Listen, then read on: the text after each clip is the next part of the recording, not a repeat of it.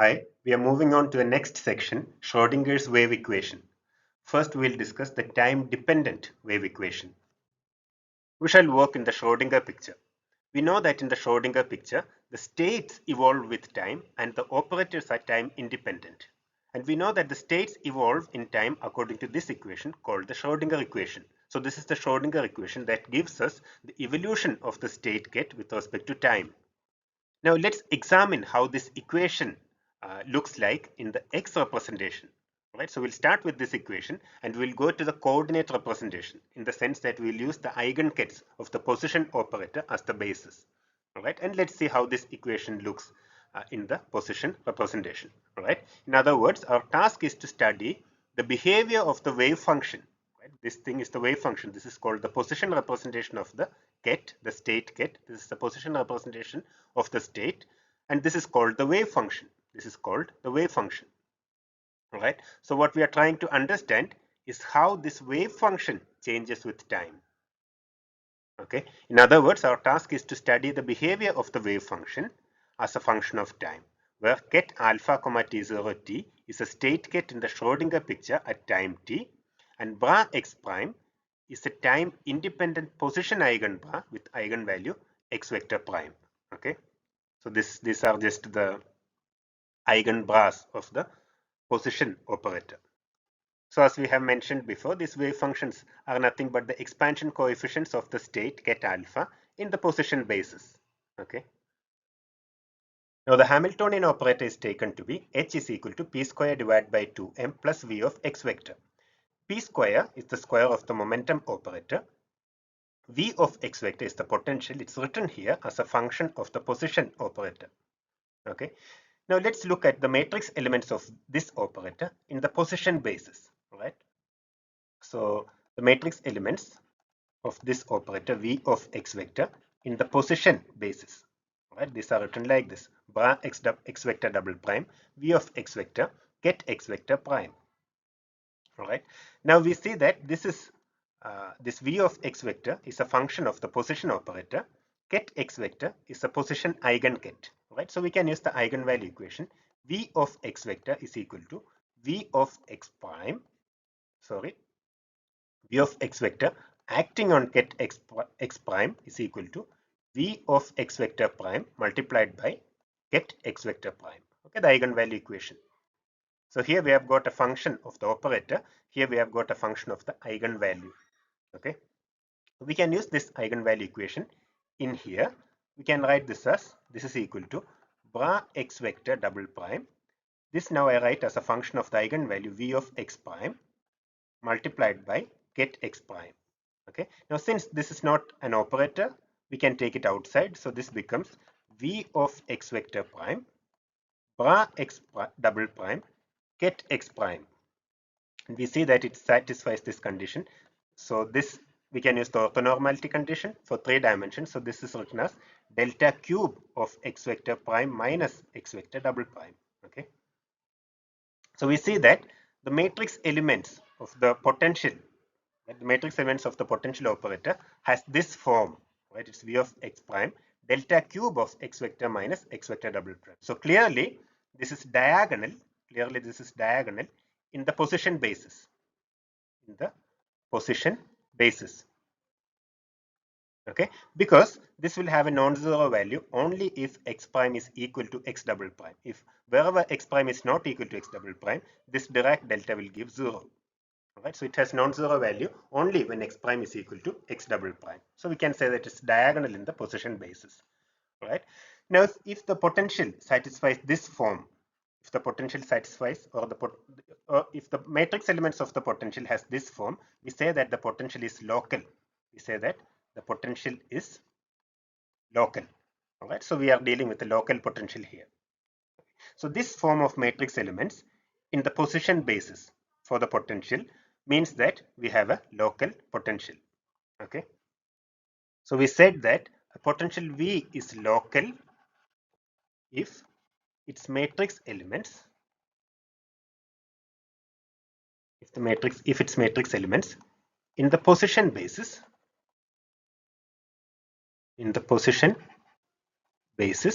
have the form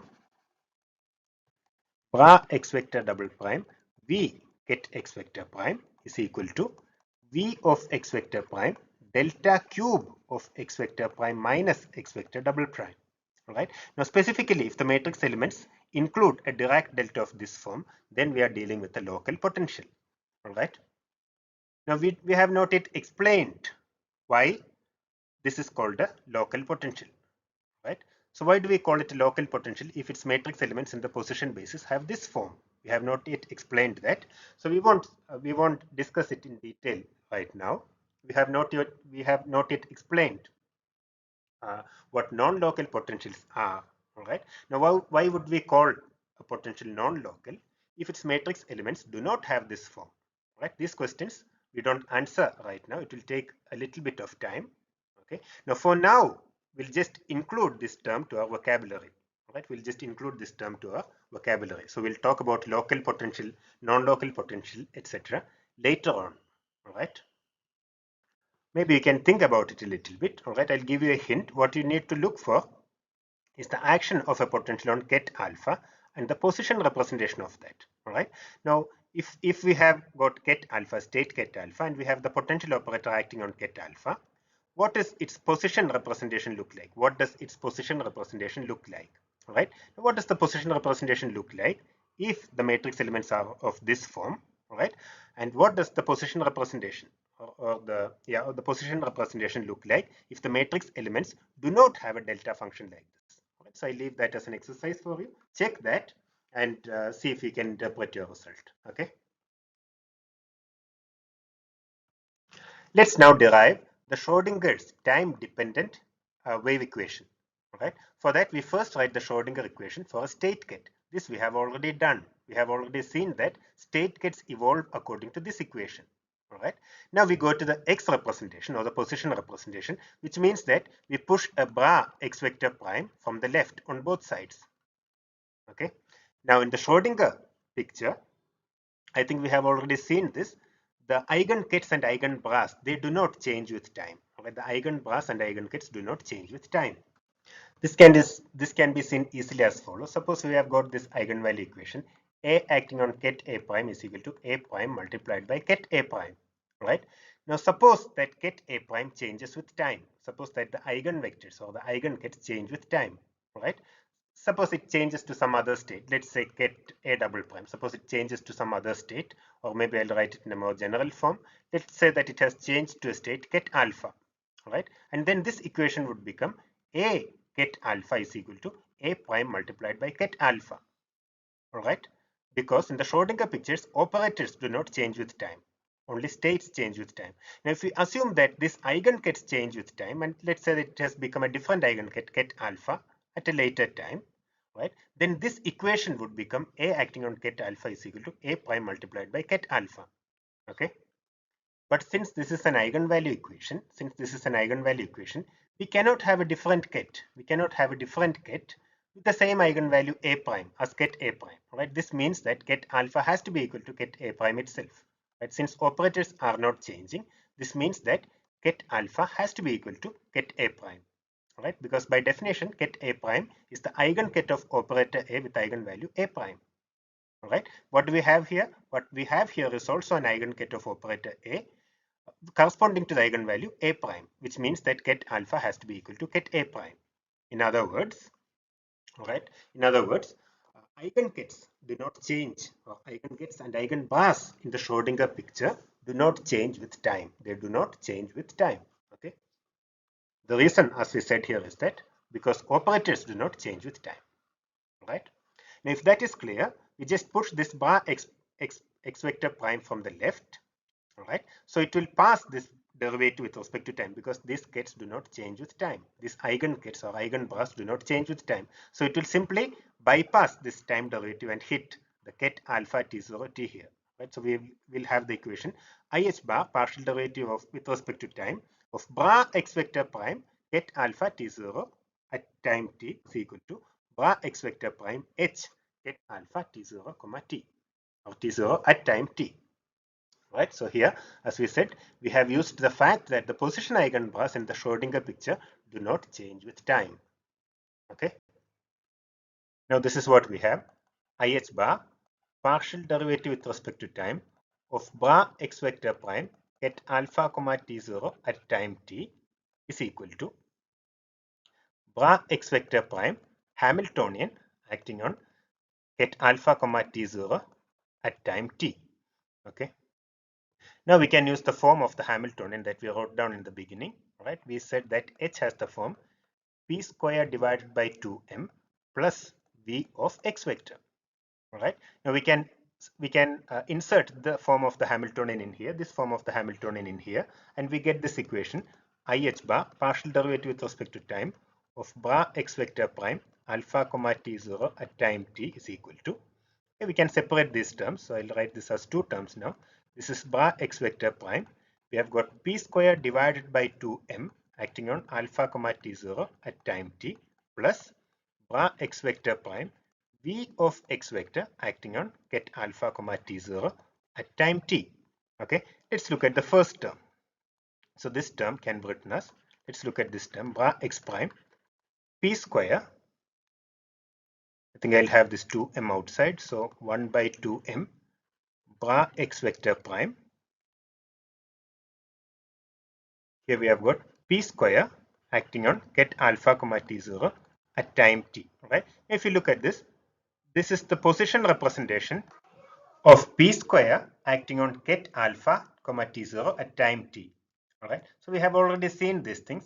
If we have get alpha, all right, suppose get alpha is represented in the position basis as bra x prime get alpha, then p acting on get alpha is represented by minus IH bar partial derivative with respect to x prime of the position representation of get alpha. All right. Now we could do this for any number of operators here. We could do this for p raised to n. All right. So here we have got this relation. All right. If you don't remember this, please go back to the classes of the first chapter. All right. So this means we are talking about the position representation of p raised to n acting on get alpha, and it was given by, we have already seen that this is given by minus IH bar raised to the power of n and partial derivative with respect to x prime acting n times on bra x prime get alpha. All right. Now this can be readily generalized to 3 dimensions. So if you have something like bra x vector prime p raised to n, p vector raised to n get alpha, this would be, all right, so this minus IH bar raised to the power of n will be there. This partial derivative with respect to x prime will be replaced by the 3-dimensional version of it, all right, the del vector. So there's the del vector prime whole raised to n, or del vector prime acting n times on bra x vector prime get alpha. Right, so this is the relation we have seen. We have also actually seen this in the 3 dimensions. So we just make use of this. This is now written as minus IH bar. So this is minus IH bar whole raised to n. Here we have got a 2 square. Okay, so this becomes minus IH bar square, which is minus h bar square, right? And there's a divided by 2m here, and this becomes partial derivative, the del vector, actually del operator acting twice on bra x vector prime get alpha comma t0 at the time t. All right, so this is the first term. This is the first term. The first term reads as minus h bar square divided by 2m del vector prime square acting on bra x vector prime get alpha comma t0 at time t. All right, now let's look at the second term. Now let's look at the second term, which was bra x vector prime v of x vector acting on alpha comma t0 at time t. Okay. Now here we can use the idea that we already have seen this relation v of x vector acting on get x vector prime is equal to v of x vector prime multiplied by get x vector prime. Okay, why? Because get x vector prime is an eigenket of the position operator, and here we have a function of the position operator. All right. Now if I take the corresponding bra, this is a ket equation, we take the corresponding bra equation, so we change everything into the corresponding bra. The first term becomes bra x vector prime, this is v of x vector dagger, the operator dagger, but this is a Hermitian operator, so this is simply bra of x vector prime v of x vector, v is equal to v dagger. This is a Hermitian operator, right? And on the right hand side we have got bra x vector prime Or let me write this first, because this is a number. We have to take the complex conjugate, but these are real numbers. We are talking about eigenvalues of Hermitian operator. So this function is a real function. So we can simply write this as v of x vector prime bra x vector prime. Okay. Now with this in here, we can write this as bra x vector prime v of x vector acting on alpha comma t0 at time t is equal to this v of x vector prime. I'm just using this. All right. So instead of this bra x vector prime acted upon by v of x vector, I write v of x vector prime multiplied by bra x vector prime. So this is bra x vector prime, and this is alpha comma t0 at time t. Okay. And from the previous slide, we had bra x vector prime of p square divided by 2m. Okay. Acting on alpha comma t0 at time t was equal to minus h bar square divided by 2m. Then we have got this del vector prime square, the del operator acting twice on the wave function x vector prime, bra x vector prime, alpha comma t0 at time t. All right, so this is the right hand side, because on the right hand side we had bra x vector prime, bra x vector prime. So if you want the right hand side, this is bra x vector prime Hamiltonian acting on alpha comma t0 at time t. So in order to get this, we just add these two terms. Okay, so we have the right hand side. All right, the left hand side was simply IH bar partial derivative with respect to time of bra x vector prime get alpha comma t0 at time t. Okay, so we finally get the equation of this form. Let me write it down here. On the left hand side, we had IH bar partial derivative with respect to time of bra x vector prime get alpha comma t0 at time t. Okay, this is equal to bra x vector prime Hamiltonian. Okay, bra x vector time Hamiltonian get alpha comma t0 at time t. Right, and it had two terms. The two terms we have written down here, so it becomes minus h bar square divided by 2m del vector prime square bra x vector prime alpha comma t0 at time t plus this is simply v of x vector prime bra x vector prime get alpha comma t0 at time t. Okay, so this is the equation that we have got. So finally we have got this equation IH bar partial derivative with respect to time of the wave function. Now if you look at this, this is nothing but the position representation of the state get alpha comma t0 at time t. We can write this as psi of x vector prime comma t. All right. So here also we have psi of x vector prime comma t, the wave function. All right, or the state get represented in the position basis. Here also we have psi of x vector prime comma t. All right. So the equation finally boils down to the celebrated wave equation of Schrodinger, or Schrodinger's wave equation, which is written as IH bar partial derivative with respect to time of psi of x vector prime comma t is equal to minus h bar square divided by 2m del prime square psi of x vector prime comma t plus v of x vector prime psi of x vector prime comma t. Okay. Or we can write this as IH bar partial derivative with respect to time of psi of x vector prime comma t is equal to minus h bar square divided by 2m. There's also del vector prime square here, right? Del vector prime square here plus v of x vector prime acting on the wave function psi of x vector prime comma t. Right? This is the Schrodinger equation that is obeyed by the wave function. You might have already seen this when you studied wave mechanics. All right. So the quantum mechanics based on this wave equation is known as wave mechanics. Right? This equation is in fact the starting point of many textbooks on quantum mechanics. So if you are following some other textbook, they will start with this wave equation, all right, and then start talking about the solutions of this wave equation, etc. Right? And this is called wave mechanics. Right? So in the formalism that we have been following, this is just the Schrodinger equation for a state get written explicitly in the x basis when the Hamiltonian operator is taken to be of the form p square by 2m plus v of x vector prime. Sorry, v of x vector. So if the Hamiltonian is taken in this form, what we have is simply the Schrodinger equation for a state get written explicitly in the x basis, which means that we are talking about the position representation of this equation. All right, position representation of this equation satisfied by the state kets alpha comma t0 at time t is equal to bra x vector prime h alpha comma t0 at time t. So this is the equation that's satisfied by the state kets. We are just taking the position representation of this equation. All right, so that's how we talk about the Schrodinger equation in our formalism. Okay, so I think with that we'll conclude our discussion of the time-dependent Schrodinger equation. All right, if I did not mention, what we have here is the time-dependent Schrodinger equation. What we have is that here is the time-dependent Schrodinger equation. All right. Okay, I think we'll conclude with that. Thank you.